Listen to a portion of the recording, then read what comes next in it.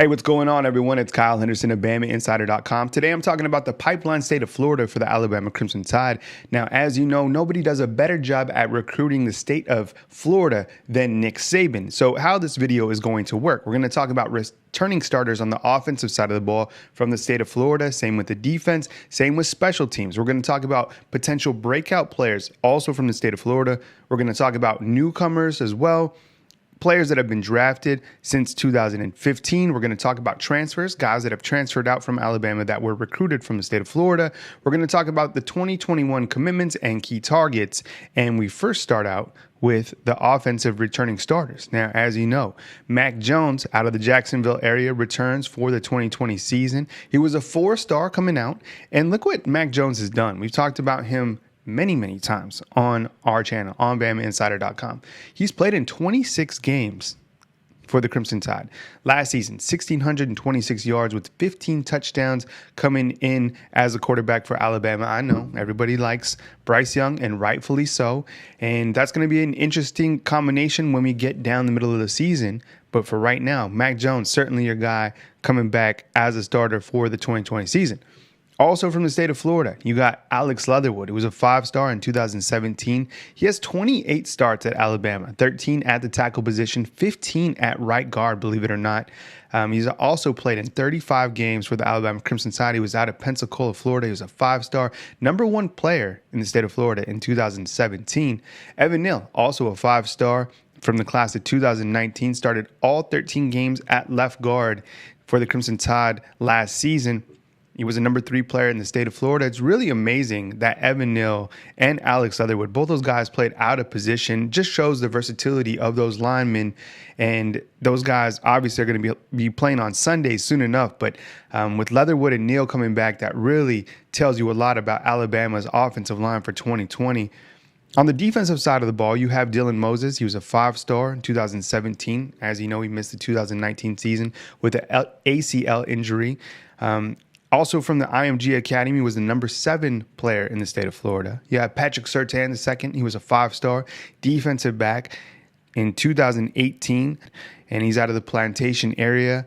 He's a 5-star #2 player in the state of Florida from the class 2018, as I said. You also have Daniel Wright, and we're trying to figure out if Daniel Wright will be a starter. I think he probably projects as a starter. He was a 4-star in the class of 2017, #31 player overall in that class from Florida. He's actually played in 31 games for the Alabama Crimson Tide over the last 3 seasons. So he has a lot of experience. So maybe he could be that safety for Alabama during the 2020 season. I guess we'll learn more about that as we move forward. Jordan Battle, you saw him a ton last year as a freshman, played in all 13 games actually in 2019. He was a 4-star, also from the Fort Lauderdale area, #6 player in the state of Florida in the class of 2019. All right, there's one special teams player that returns for Alabama who's also in that class of 2017, such a dynamic class, and that is Thomas Fletcher.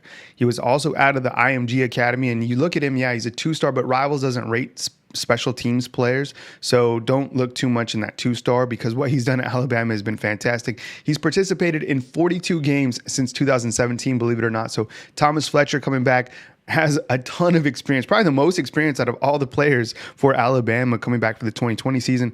When we look to potential breakout players that are also from the state of Florida, you got Trey Sanders, right? He's a 5-star, missed the 2019 season with a foot injury, but a lot of high expectations for him. We're looking at him as that second running back behind Najee Harris. Of course, Alabama has that very talented running back room, but Trey Sanders is a guy who everybody knows just how electric he is, and it was really upsetting to a lot of people that he didn't play last year. But I think the best is yet to come for Trey Sanders, obviously. BRAYLEN Ingram played in 2 games during the 2019 season. He's a 4-star defensive end. You could look to him to potentially be that breakout player. A lot of defensive breakout players, I guess you could say, on the defensive line. XAVIER Williams is a 4-star, the class of 2018, played in 5 games over the last 2 seasons. STEPHON WYNN, he's a 4-star defensive lineman, played in 9 games, 7 tackles during the 2019 season. JAREZ Parks, he's a 4-star. defensive end out of that class of 2017, played in 5 games in 2019. Newcomers, guys that Alabama signed from the class of 2020. Alabama signed Timothy Smith, who's a 4-star defensive lineman. A lot of people really excited about what he's bringing to the table. And then JACOREY Robinson, who's also a 4-star defensive back from the class of 2020.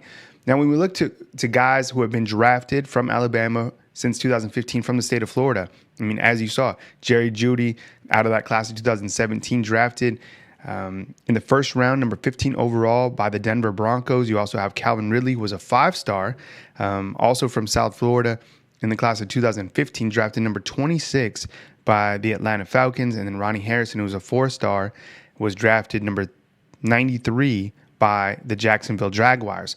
Here's a look at the transfers from the state of Florida that went to Alabama and then transferred out. As you know, recently it was Jerome Ford, who was a 4-star running back, transferred to Cincinnati. VANDARIUS, he was a 4-star linebacker, transferred to West Virginia. You have Aaron Robinson, who was a 3-star athlete, transferred to University of Central Florida. And then same with Sean Burgess-Becker, a 4-star defensive back who transferred out to University of Central Florida. As we look to the future, guys that are committed from the class of 2021, Alabama already has 2 fantastic wide receiver commitments. JACOREY Brooks, who's actually the number 4 overall player from the state of Florida, and then A.J. Hall, who's the number 11 overall player from the state of Florida. 2 very big wide receivers. You look at Alabama's current receivers, some of them a little bit undersized, still obviously playmakers, but these guys, JACOREY Brooks and A.J. Hall, very tall wide receivers, 6'2", 6'3", also from the Sunshine State, as I mentioned. So key targets, as we look forward to key targets that also could join Alabama that are from the Sunshine State. You got 4-star tackle J.C. Latham. You have 4-star outside linebacker Dallas Turner and 4-star defensive end Shambree Jackson. Tons of talent in the state of Florida, as you know, and Nick Saban continues to make Florida a key pipeline and continues to not only get the top talent from the state of Florida, but also produces that talent. Once they get to Alabama, he really gets them through the process and sends them on their way. I mean, you look at 3 players that have been drafted since 2015, 2 players in the first round of the NFL draft, both wide receivers, pretty fantastic when you look at those overall numbers. And of course, when you look at the guys who are coming back, I mean, Dylan Moses, Patrick Surtain, Alex Leatherwood, all those guys, Evan Neal, all those guys projected first-round picks when we look down the future through the NFL draft. So tons of talent coming out of Florida every single year. It's just a sea of talent from Florida, and Nick Saban always doing a great job to gather up the top talent and bring them to Alabama.